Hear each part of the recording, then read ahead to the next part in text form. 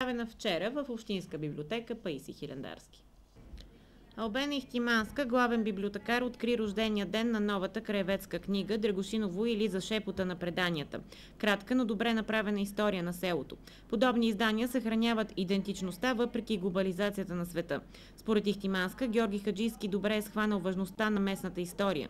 Христо Христов, познат на автора от много години, сподели впечатлението си от неговата висока образованост и противопоставената и скромност. Всичките му книги са интелигентни, а в краеведските проявява местния си патриотизъм.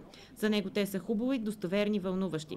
Последното му произведение, посветено на Драгошиново, е поставено на научно-методологична основа. Има разнообразие на теми и снимки. Освен научни факти, данни и доказателства, повествованието съдържа любопитни факти, легенди, хипотези. Малките измислици, приничавани и украсявани, присъщи за сказанието, запазват истината. Христов намира дълбокото възрожденско чувство на автора в това, че като издънка на хаджийския род започва описанието на фамилиите със своята.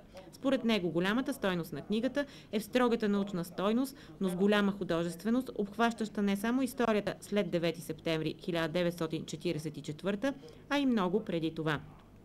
Самият Георги Хаджийски изрази благодарността си за гостоприемството на домакините от Духовното огнище, към Христо Христов за представянето на впечатленията от книгата и, разбира се, към присъстващите за подарената част от времето си.